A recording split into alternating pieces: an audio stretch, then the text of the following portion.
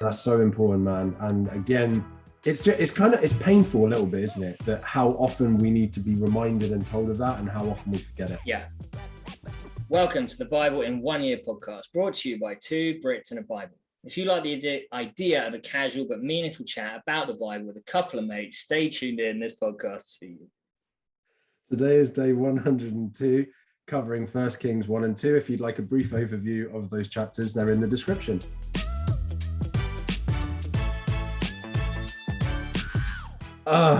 Well, listeners, it took us quite a few attempts just to get the beginning of that out. So let's hope we can get an overview of the book out as well now. So starting 1 Kings today, it's actually a split. It used to be one long book of Kings, and it was then split into 1 and 2. It basically is a narrative about a long line of kings, 32 kings to be exact, who drive Israel into the ground. Israel gets split up into two different areas. You've got Judah and Israel. Of the 32 kings, only 8 of them are considered good kings, and none of those come from Israel. The 8 good kings are from the kings in Judah. And throughout this entire time, God is raising up prophets to try and steer Israel back to where it needs to be. 2 of the most famous prophets would be Elijah and Elisha. Yes, indeed. I like it because it had one of the great devotional video things, didn't it, about it, which is where you take a lot of that from. One of the things, it was actually, I took a screen grab of it from a little animation, and it was saying the criteria for the kings were, do they worship the God of Israel alone? Did they rid Israel of idolatry, and were they faithful to the covenant? Those are the main things to be a criteria, whether they're a good king or a bad king. And then there's also like the role of prophets in there. So much good information. Practically speaking, the book was written somewhere from the fall of David, obviously, through Solomon, through until the fall of Jerusalem under King Nebuchadnezzar, and around about 600 BC-ish. Suspected that it was written by the prophet Jeremiah, though that is actually slightly contested. Jeremiah references it in other writings and stuff, so it kind of leans towards that. And the purpose of it, people whoever did the Bible, those ones, was basically saying that it's kind of there to sort of suggest that all leadership, whether it's good or bad, has been ordained by God. So a bunch of crap kings, half a dozen decent kings, but it's all ordained by God. It's just, where do we stand in there? So yeah, there you are, the book of Kings. Nice. That was definitely worth the 4 takes. Yeah. Much better. Cool. So I was on 1 Kings 1:4, which I think you were on 1 Kings 1:5. Just randomly for you listeners and viewers, like Adam and I decided what's fair is to just, whoever has the earliest verse kickstarts the episode now. So anyway, today I win that bingo. The woman, I don't know what I'm on about. The woman was very beautiful. She took care of the king and waited on him, but the king had no sexual relations with her. This is talking about David.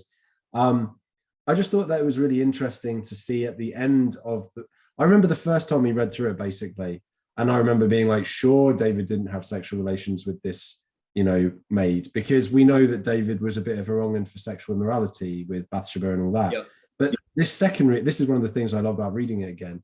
The second time, I'm like, no, it's part of his growth as a king, his growth as he walked with God, right? Sexual sin was a difficulty for him. Yeah. He learned from that experience. And then at the end of his life, he actually has overcome some of that sexual sin, at least, as he now goes off to be with the Lord. And I just thought that was a really cool moment, like just encouraging. We all struggle with sin. We all suffer with that. But if we continue with God, God is faithful with us and slowly removes those things from us. Yeah, makes a lot of sense. I like it. And then I thought that the name Abishag just sounded like an orc from Lord of the Rings, but that's just me. Yeah. And Abishag actually comes up later on as well. She's referenced later on, so that keep an eye on that. The thing that I got out of this first little section here was actually Adonijah, who wants to be king, basically went about it under his own strength, taking matters into his own hands, but intentionally excluded the people that would look to rebuke him. So it says that he did not invite Nathan the prophet or Benaiah the special guard or his brother Solomon, who's obviously the rightful king according to David. So he's trying to do it in a fairly underhanded manner, and then absolute shout out, because then I think it's Nathan who kind of suggests to Solomon's mum, like, no, we'll just go into King David and we'll get him to do it. It's like following the correct channels, the correct steps to do something. Like, he's making sure it's done right. And it's just this, do things right the first time. Make sure that he then make sure that they welcome in the men of God or whoever it was that they referenced to actually congratulate Solomon on becoming king. And it's like doing it in a way that actually it's got enough momentum now that it can't be undone. And is my camera going to come back? Not sure it is. I'll switch over. I apologize. Okay, no problem. Those of you watching those of you listening, my camera just ducked out on me. So all good. So I think that what you're saying about doing the right thing links to my next point as well, which is 1 Kings 2, verse 2-3. I'm about to go the way of all the earth, David said. Be strong, act like a man, observe what the Lord your God requires, walk in obedience to him, keep his decrees and commands, his laws and regulations, as written in the law of Moses, and so on and so on. So basically, I just said that it just reminds us of all of the other patriarchs, what they say as their message on their deathbed. Moses and Joshua and Abraham and everyone, right? They all say this same thing that you've just said. Yeah. Do things the right way, be obedient to God. That's the way to prosper. That's the way to get it all going on. Yeah. I just think that's so important, man. And again, it's painful a little bit, isn't it? That how often we need to be reminded and told of that and how often we forget it. Yeah, that's it. And still today as well. It's so to view the Old Testament and be like, oh, what morons. But actually we're just the same, really. So yeah, it's annoying. Yes. Interesting little thing that I noticed. So basically at this stage, Solomon got made king, then Adonijah suddenly realized he'd completely cocked up and was scared. And he said, but Adonijah, in fear of Solomon, went and took hold of the horns of the altar. And basically what I took out of that was actually Adonijah ran to the altar under fear of man rather than running there under fear of God. And he was like, surely he won't, or in my head, the logic was, surely this dude won't kill me if I'm at the altar, kind of deal. And then ended up swearing an oath that he wouldn't be killed and all that stuff. But just that whole running to the altar under fear of man, not fear of God, was kind of an interesting. That's really interesting. I had missed that, but absolutely, that's not, that's us getting caught up in the fleshly again, ultimately, right? Yeah, love that. My last point for today, when Bathsheba went to King Solomon to speak to him for Adonijah, the king stood up to meet her, bowed down to her, sat down on his throne. He had a throne brought for the king's mother, and she sat down at his right hand. And I just thought that Bathsheba has had one heck of a life, right? She's husband of Uriah, then there's the affair and all the adultery stuff, and then her husband dies, and then she becomes King David's wife, one of his many wives. And now she's at the right hand of the throne, right? And I just love the fact that through all the turbulence and everything, she ends up there. And I think she's one of the people that's helping to advise for then Solomon, obviously, to become the rightful king.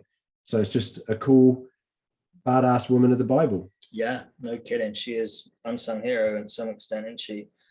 Yep. I reading through sort of some of this stuff as well. We were referencing quite a lot about how David had a lot of his right-hand men, Joab, Nathan, stuff like that. Interesting, because Joab actually now gets his comeuppance to a certain extent, because if you remember, it was him that killed Absalom for his long, lockful, beautiful hair, which I had mine chopped off, by the way. Now it's looking nice and smart.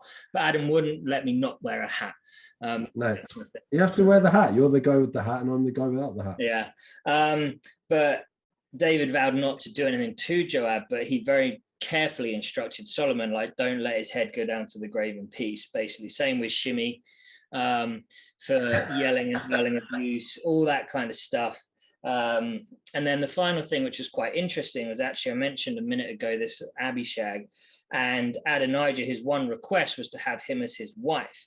And actually, I looked into that a little bit, and basically having Abishag was like having ownership or control, and that was basically David's last harem of female, so to speak. And basically it was considered politically important to have her as his wife. And so actually it wasn't just I fancy her because she's hot, it was I want her because that's a political statement. And that's why Solomon was like, nah mate, no chance, you're taking the piss. So there you go. There you go, indeed. Smashing. Well, tomorrow's readings, 1 Kings, I believe 3, 4, maybe 5. We'll find out. Anyway, get reading. Yeah, in the meantime, please consider joining us on social media at 2 Brits and a Bible and sharing this with someone to help spread the word of God.